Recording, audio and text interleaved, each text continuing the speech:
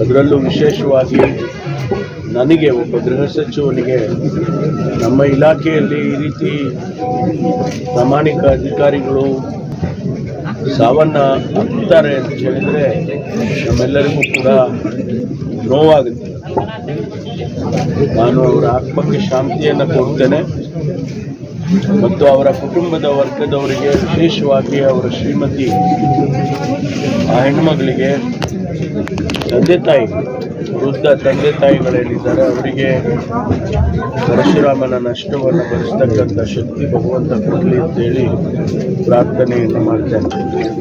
ಇವತ್ತು ನಾನು ಮತ್ತು ನಮ್ಮ ಶಿವರಾಜ್ ತಂಗಡಗಿಯವರು ಈ ಜಿಲ್ಲೆಯ ಉಸ್ತುವಾರಿ ಸಚಿವರು, ಅದೇ ರೀತಿ ನಮ್ಮ ಶಾಸಕರು ಮತ್ತು ಕೊಳಚೆ ಮಂಡಳಿಯ ಅಧ್ಯಕ್ಷರು ಆಗಿರ್ತಕ್ಕಂಥ ಪ್ರಸಾದ ಭಯ್ಯ ಅವರು, ನಾವೆಲ್ಲರೂ ಕೂಡ ಇಲ್ಲಿಗೆ ನಮ್ಮ ಹಿರಿಯ ಅಧಿಕಾರಿಗಳಾಗಿರ್ತಕ್ಕಂಥ ಜಿತೇಂದ್ರ ಅವರು, DGP ಲಾ ಆ್ಯಂಡ್ ಆರ್ಡರ್, ನಾವೆಲ್ಲರೂ ಕೂಡ ಬಂದಿದ್ದೇವೆ. ನಮ್ಮ ಉದ್ದೇಶ ಪರಶುರಾಮನನ್ನು ವಾಪಸ್ ತರಕ್ಕಾಗೋದಿಲ್ಲ, ಆದರೆ ಕುಟುಂಬಕ್ಕೆ ಸಾಂತ್ವನ ಹೇಳ್ತಕ್ಕಂಥದ್ದು ನಮ್ಮ ಧರ್ಮ, ಕರ್ತವ್ಯ. ಅದಕ್ಕಾಗಿ ನಾವೆಲ್ಲರೂ ಕೂಡ ಬಂದಿದ್ದೇವೆ. ನಾವು ಆ ಹೆಣ್ಣುಮಗಳಿಗೆ, ತಂದೆ ತಾಯಿಗಳಿಗೆ ಸಾಂತ್ವನವನ್ನು ಹೇಳಿದ್ದೇವೆ. ಅವರಿಗೆ ಪರಶುರಾಮ ಎಲ್ಲವೂ ಕೂಡ, ಪರಶುರಾಮ ಪ್ರತಿಯೊಂದು ಅವರ ಕುಟುಂಬದ ಜವಾಬ್ದಾರಿಯನ್ನು ಹೊತ್ತು ತಾನೇ ಎಲ್ಲವನ್ನು ಕೂಡ ನೋಡ್ಕೊಳ್ತಾ ಇದ್ದದ್ದನ್ನು ಈಗ ತಾನೇ ನಾವು ತಂದೆ ತಾಯಿಗಳ ಜೊತೆ, ಅವರ ಸಹೋದರ ಹನುಮಂತ ಅವರ ಜೊತೆಯಲ್ಲಿ ತಿಳ್ಕೊಂಡು, ಇವತ್ತು ಅವರ ಅಗಲುವಿಕೆ, ಪರಶುರಾಮನ ಅಗಲುವಿಕೆ ಆ ಇಡೀ ಕುಟುಂಬವನ್ನ ಒಂದು ರೀತಿಯಲ್ಲಿ ಸಂಕಷ್ಟಕ್ಕೆ ಈಡು ಮಾಡೋದು ಅಷ್ಟೇ ಅಲ್ಲ, ಒಂದು ರೀತಿಯಲ್ಲಿ ಬೀದಿಗೆ ತಳ್ಳುವಂಥ ಕೆಲಸ ಆಗುತ್ತೆ. ಹಾಗಾಗಿ ಇದು ಸಾಮಾನ್ಯ ನಷ್ಟ ಅಲ್ಲ. ಅವರಿಗೆ ಒಬ್ಬ ದಲಿತ ಸಮುದಾಯದ ಒಬ್ಬ ವ್ಯಕ್ತಿ ಬಹಳ ಕಠಿಣ ಪರಿಶ್ರಮದಿಂದ, ನನಗೆ ಅವ್ರು ಹೇಳ್ತಾ ಇದ್ರು, ಬಹಳ ಕಷ್ಟ ಬಿದ್ದು ಓದ್ತಾ ಇದ್ದ, ಅವನಿಗೆ ಯಾವ ಹವ್ಯಾಸಗಳಿರಲಿಲ್ಲ ಮತ್ತು 7-8 ಪರೀಕ್ಷೆಗಳನ್ನು ಪಾಸ್ ಮಾಡಿದ್ದ. ಪಾಸ್ ಮಾಡಿ ಕೊನೆಗೆ ಈ ಸಬ್ ಇನ್ಸ್ಪೆಕ್ಟರ್ನ ಆಯ್ಕೆ ಮಾಡಿಕೊಂಡಿದ್ದ. ನಾನು ಸಾವಿರಾರು ಜನರಿಗೆ ನನ್ನ ಜೀವನದಲ್ಲಿ ನ್ಯಾಯ ಒದಗಿಸ್ಕೊಡಬೇಕು ಅನ್ನುವಂಥ ಕೆಲಸ ಇದು, ಅದಕ್ಕೋಸ್ಕರ ನಾನು ಸೇರಿದ್ದೇನೆ ಅಂತ ಹೇಳಿ ಹೇಳ್ಕೊಡುವಂಥ. ಹಾಗಾಗಿ ಇವತ್ತು ನಮಗೆ ಅವರಿಗಷ್ಟು ನಷ್ಟ, ಜೊತೆಗೆ ನಮಗೂ ಕೂಡ ನಷ್ಟ ಆಗಿದೆ ಅಂತ ಹೇಳಿ ನಾನು ಈ ಸಂದರ್ಭದಲ್ಲಿ ಹೇಳ್ತೇನೆ. ಸರ್ಕಾರ ಇದನ್ನು ಬಹಳ ಗಂಭೀರವಾಗಿ ಪರಿಗಣಿಸಿದೆ. ನಾವು ಇಲಾಖೆಯಲ್ಲಿ ಅವರ ಶ್ರೀಮತಿಯವರಿಗೆ, ಆ ಹೆಣ್ಮಗು ಎಲೆಕ್ಟ್ರಿಕಲ್ ಇಂಜಿನಿಯರಿಂಗು BE ಮಾಡಿ, ಅವಳಿಗೆ ಸೂಕ್ತವಾದಂಥ ಕೆಲಸವನ್ನು ಪ್ರದಕ್ಷಿಣ ಕೊಡ್ತೇವೆ ಇಲಾಖೆಯಲ್ಲಿ ಅನ್ನುವಂಥ ಮಾತನ್ನು ನಮ್ಮ ಜೊತೆ ಹಂಚ್ಕೊಳ್ತೇವೆ. ಆದರೆ ಅವರು ಬೇಡಿಕೆಯನ್ನಿಟ್ಟಿದ್ದಾರೆ, ಒಂದು ಮನವಿಯನ್ನು ಕೊಟ್ಟಿದ್ದಾರೆ. ಆ ಹೆಣ್ಮಗಳು ಒಂದು ಮನವಿಯನ್ನು ಕೊಟ್ಟಿದ್ದಾರೆ.